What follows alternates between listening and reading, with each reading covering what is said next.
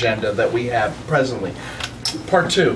Local elections are necessary, that we should get involved because local officials control the police. Police set up an attitude towards Occupy and long-term encampments, long-term occupations. National, it's up to each one of us, but specifically local. Point of information on that, just real quick to add what he said. Sheriff's departments, particularly, if you can get somebody in your area to run for sheriff, they're the ones who decide whether or not to foreclose on somebody. We can stop foreclosures by taking over sheriff's departments. Yes. Wow. Okay. Oh yeah, sheriff's sale. Anyone can run for sheriff? That I don't know.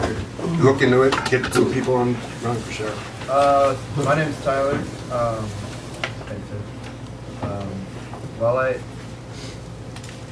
want to make sure, I don't want to start a debate because I'm sure there are a lot of different perspectives on voting and how we participate in government and so on. But just want to throw out the other perspective that I think we're in a place right now where the government is beyond repair. The government is not something that we can just reform and it's going to be fixed. And it's going to serve everybody. I think we're at a place where we need to start cutting and jumping ship here, not leaving the country, but we need to consider not participating in the government anymore. There's been places around the world that have, in Occupy, I believe in Spain, they just started ignoring the elections and they focused on their communities. They focused on their towns, their counties. They made changes directly, and that resulted in the right wing being elected. But they just pretended like it didn't happen, and they just kept living their lives, and they just kept creating the world they wanted to see directly, without participating in elections. And I think that's something worth considering. A protest vote can be very effective. Voting Occupy can be very effective. And I would encourage that idea, but I believe this is a revolutionary movement and not a reform movement. I think that what this is about is something far greater than winning the next election. So we just need to think about that. Mike. I don't get the point of that. Like, is it really an and or? Like, can't you try to work outside the system and inside the system at the same time? Does it really take that much effort to vote once every 4 years? You know, like, I don't get that. And the other thing I would want to bring up is I saw there's, like, things where, like, you can ask your local city council, like, petitions that says of support for the 99%. I was seeing it in San Francisco had a pledge to the 99% that they had that you could bring to your local officials. Yeah, I just want to say I have a lot of respect for your position. Like when I did this, it's not that I don't respect your position. It's not that I don't think the system is broken. However, like you talked about not participating in the system, what I would say is, well, we're not participating in the system participates in us. Like on us. On us. Yeah, but I mean, basically, like if you take the gas drilling issue, for example, or climate change. If we're just out doing our thing, these corporations will do their thing and make our future utterly unlivable. Yeah. All right, I'm Niles, everybody. Going on what Carl had to say about voting Occupy, someone had brought up this to me before, and I'm not really sure on the particulars of what constitutes as a corporation, but as of now, corporations are considered people, correct? So, if we were to somehow create Occupy, fit all the specifics, but not necessarily become a corporation. Occucorp. Yeah, exactly. If it's considered a person, has, legally a person, why couldn't we vote for Occupy? If it's considered a singular person, we could be, the leader. Come to say, but it would be a leader of leaders. And the person who brought this up to me said that, a corporation might need to have one specific leader, but I don't think there's anything that says that leader can't change every few minutes. So we just set up a system where the meter CEO for a just day. changes all the time, like Keep them guessing. Keep them guessing. Exactly. I like that kind of keep them guessing. We'll wait for this election. Hi, I'm Brennan. I'm probably the only elected official in the actual room, so. I got elected to the school board last year because I saw that there needed to be a change. There's a lot that we can do within the system, and I do understand your point of view. But I think one of the things that we need to continue to focus on is getting money out of politics. Because I think that could change, that could be the game changer. I think I was in DC this past weekend, and the number one thing that all of them talked about with getting people elected was if money was out of politics, Democrats could act like Democrats again.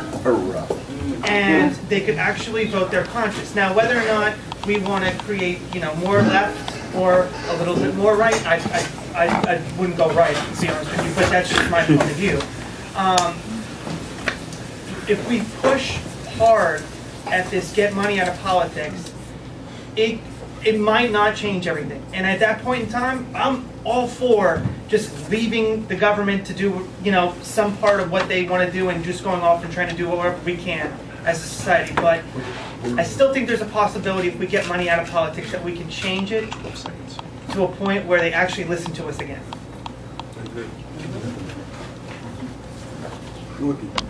Thank you. No, I just had a brief bit of information to add related to what you said there about the sheriffs having a choice there. I believe it's Capitalism Love Story, Michael Moore grad. But point remaining, though, it was in the Midwest. I remember in the movie there was a sheriff out there, the exact same scenario you're speaking of, the foreclosures, and he just put out a general order. Nope, not doing it. Yeah. And he got away with it. So yeah, it's a feasible outcome that could happen like that, in various communities. I just wanted to clarify a little bit. I'm glad there's a conversation going. I'm glad we can talk about these kind of things and still respect each other. That's a good sign. Hey, we all on the same side here. Distinction between local elections and national elections. Okay. All right. We have 1 minute left, and this gentleman had asked to speak on something. How many of you have on stacks? Jackie. You want to let Jackie go first, or mine's an announcement? Jackie's the Jackie. Okay, quick. Tyler, you're right. But we got to break down the system. And I think to do that, we have to keep what we're doing. We're in the infancy. We don't have the numbers we need. I realize we're starting a community. We aren't a big community. We may be across the nation. But as one, we're not. I don't think we're there yet. We can still work on our community. But I think we still have to break down that system. That's the option. That's definitely dragging. Okay, real quick, I just wanted to make everybody aware on this topic that in Montgomery County, in the 13th District of Pennsylvania, we have who is being billed as the first Occupy candidate to run for national government. His name is Nathan Kleinman. He's challenging Allison Schwartz, and he's filed all the paperwork. He's made his announcements. He's off and running. He's not taking any corporate donations. He's embracing the Occupy movement and the 99%. And just one quick sidebar, Allison Schwartz, in response, challenged Nathan's signatures that he got to run and is dragging him into court to spend money he doesn't have to defend his right to run. And in response, some members of Occupation Philly and Occupation Delaware set up an occupation in Jenkintown in front of her office. It's our first Montgomery County occupation. Oh, wow. We're very psyched about it.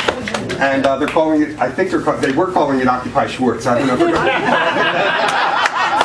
May the Schwartz be with you all. Occupying 13th district. Yeah, I got that. So is he with a particular party? He's running as a Democrat, kind of like Bernie Sanders is a socialist running as a Democrat, or Ron Paul is a libertarian running as a Republican.